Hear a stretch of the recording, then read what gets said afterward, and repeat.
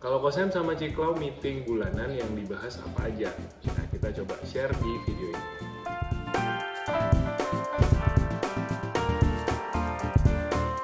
Hai guys, welcome back to our channel. Kembali lagi dengan gue Samuel dan ini istri gue Claudia. Kami pasangan suami istri kantoran dalam perjalanan menuju financial independence.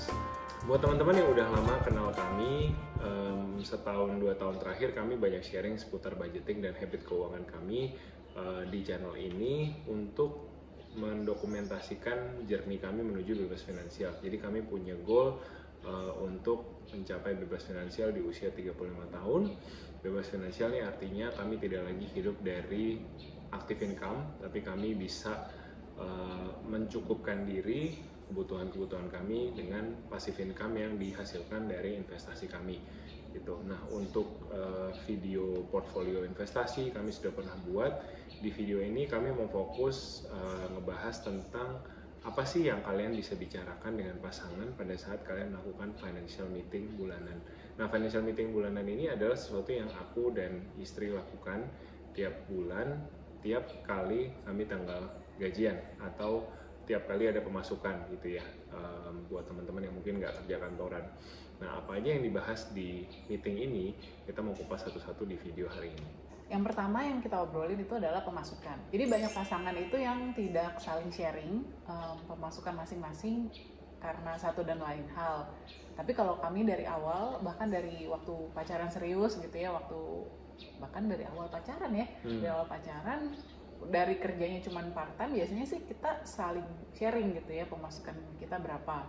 Kerja part-time nih karena kami dulu kuliah di Jepang ya teman-teman, jadi ada masanya ya saya jadi guru kumon gitu ya, terus Klau jadi kasir, jadi tukang angkut es batu juga pernah gitu. Jadi part-time, gaji part-time yang dimaksud tuh ini. Iya, jadi itu sebenarnya udah saling sharing gitu ya. Lalu berlanjut pas dapat kerjaan pertama, balik ke Indonesia, kerjaan kantoran pertama itu juga kita cerita gitu ya. Tapi bener-bener yang baru dibuka terus dicatat bareng-bareng itu mungkin 2-3 tahun terakhir bahkan ya. Iya. Dari awal selalu ngomong gitu, tapi nggak pernah sampai ada tercatat gitu. Biasanya yang catat ya udah saya aja pribadi, tapi nggak sampai di meetingin gitu. Nah, ini yang benar-benar sampai dicatat dan di meetingin bareng-bareng itu mungkin 2-3 tahun terakhir. Kenapa penting banget untuk saling tahu pemasukan masing-masing gitu ya. Karena kan kalau sudah menikah itu kembali lagi kita satu tim gitu, bukan lagi kayak 2 orang yang saling berkompetisi gitu misalkan. Mau hebat-hebatan gitu atau mau saling menjatuhkan kan enggak gitu kan. Ini udah jadi satu tim nih gitu, dan kita punya satu tujuan yang sama. Ibaratnya lagi-lagi kalau kita lagi mendayung perahu gitu kan, nggak mungkin kita yang satu mau dayung ke kanan, satu dayung ke kiri, pasti terbalik gitu. Nah, kita harus kompak, tujuannya mau kemana gitu. Misalkan mau ke titik A, ya udah kita harus dayungnya ke arah yang bersamaan. Karena itu penting banget kita juga harus saling sharing kondisi keuangan masing-masing, kekuatannya masing-masing gimana. Terus ya itu kalau ada beban atau tanggung jawab yang harus saling sharing, misalkan keluarganya ada utang atau ada tanggungan keluarga, itu harus dibuka dari awal ke pasangan gitu. Karena lagi-lagi ya kalau sudah menikah yang nanggungnya itu kan berdua gitu. Nah, pemasukan ini apa aja? Kalau misalkan dulu, nah ini mungkin juga salah satu alasan ya kenapa dulu kita nggak terlalu sering meetingin gitu, karena ya pemasukan cuma sebagai karyawan ya udah bulanan tetap itu aja gitu. Kadang-kadang mungkin tipis-tipis ada dari lemburan gitu, atau enggak kalau lagi ada bisnis trip ada kompensasi bisnis trip gitu ya, insentif bisnis trip itu ada, tapi jarang-jarang tipis-tipis gitu. Tapi sejak Sam jadi content creator, ada side income, kan berarti banyak tuh source-nya, maksudnya ya kecil-kecil ada gitu kan, jadi harus sering direkap. Jadinya mungkin karena itu juga kali ya, jadinya ngobrol lebih serius gitu, dan sampai harus buka Excel. Terus ada income apa aja nih? Kadang-kadang kan ada THR juga, atau kadang-kadang ada bonus juga.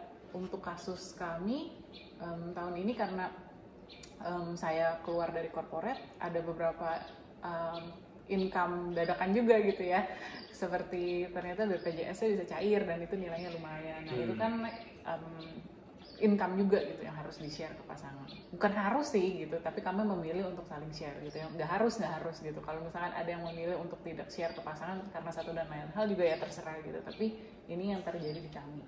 Iya. Kalau dari aku mungkin cerita sedikit tentang income dari content creator itu tidak hanya dari AdSense, jadi ada juga beberapa stream of income lain. Kebanyakan sih kita aku diundang untuk public speaking gitu ya, bawain kelas, jadi narasumber di satu acara, sama ada brand partnership. Jadi buat teman-teman yang nonton video dari awal, kebetulan hari ini nggak ada ya brand partnershipnya ya, lagi nggak ada.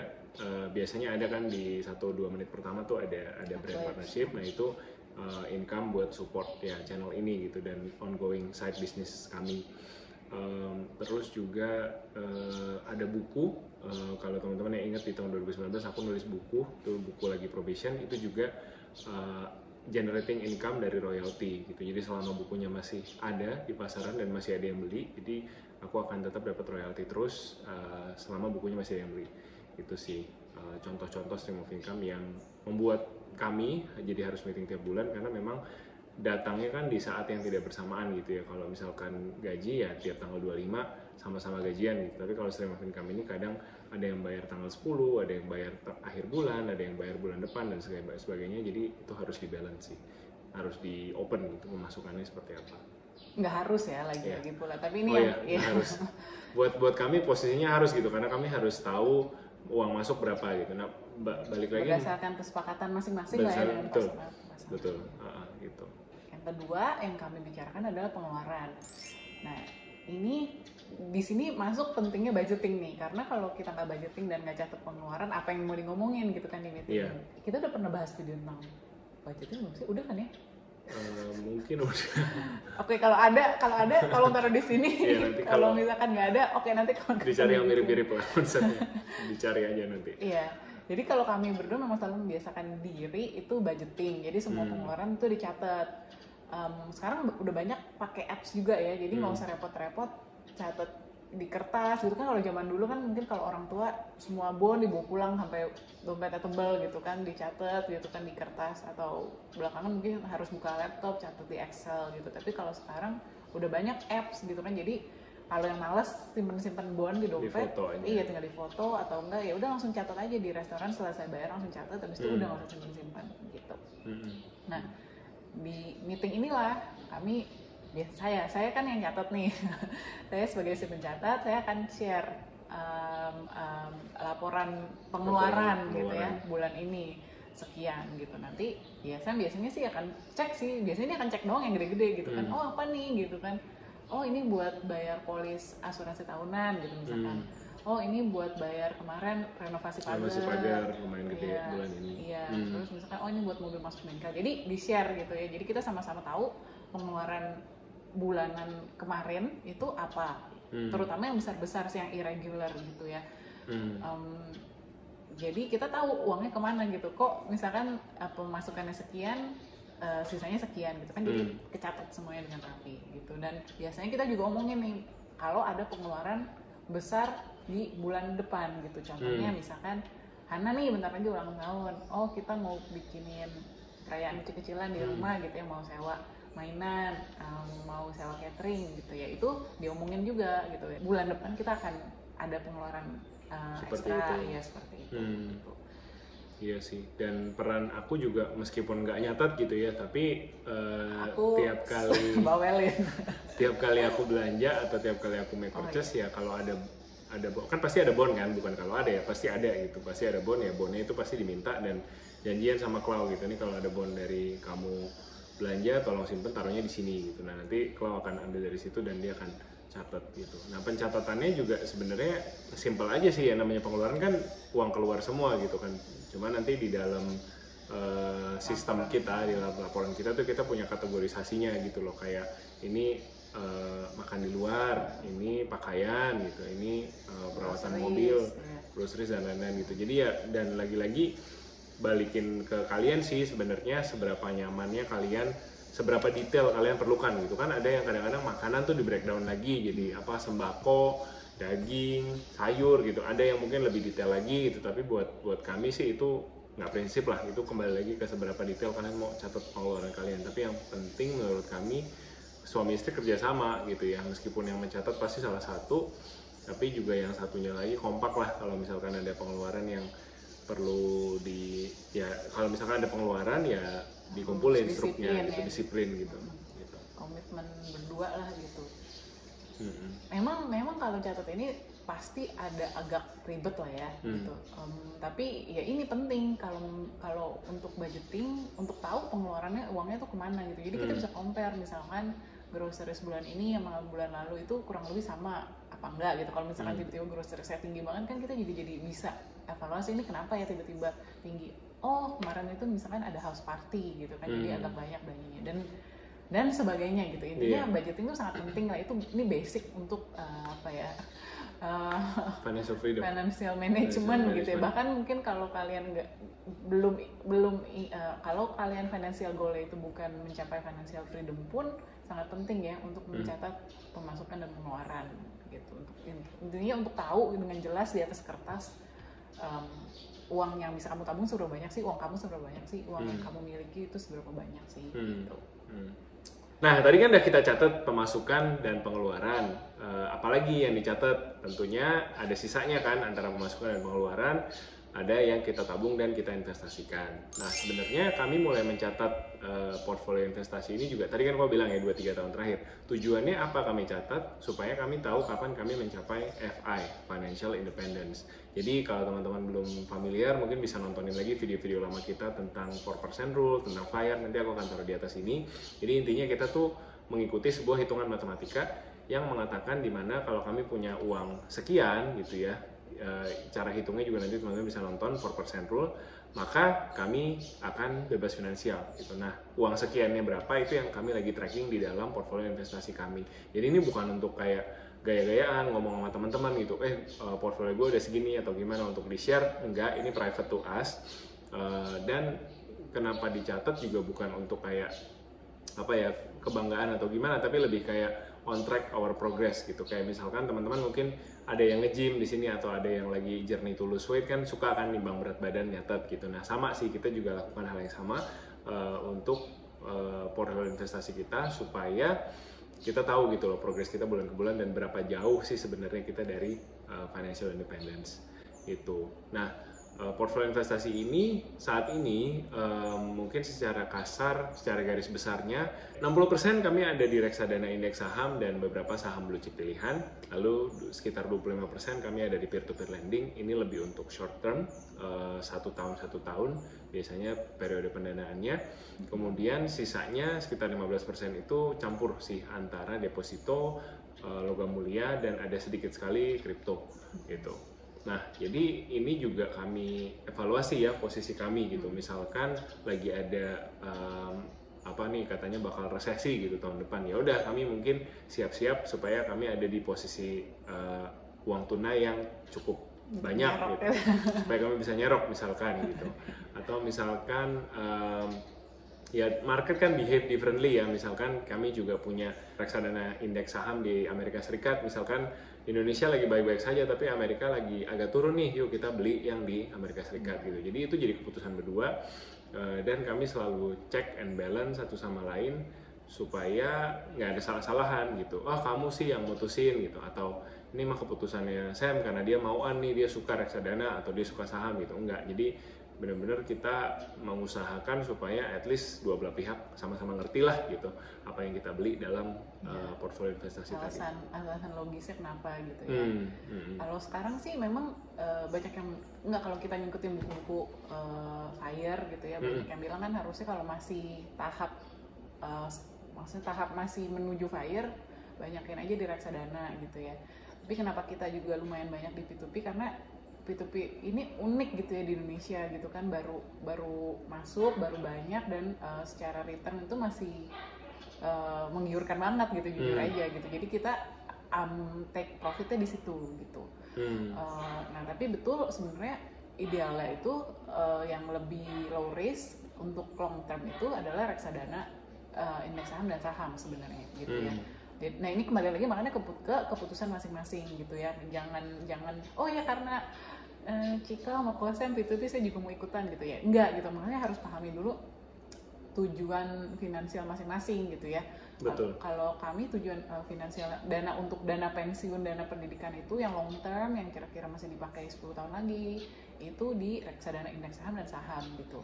Untuk dana darurat lagi-lagi ada kami taruh di deposito. Depositonya juga yang 1 bulan aja ya, yang Aro automatic rollover 1 bulan terus diperbarui, jadi bukan yang 3 bulan atau 1 tahun gitu, enggak gitu, memang sengaja jangka pendek karena untuk dana darurat, tapi selalu digulung lagi gitu ya kalau memang nggak kepake.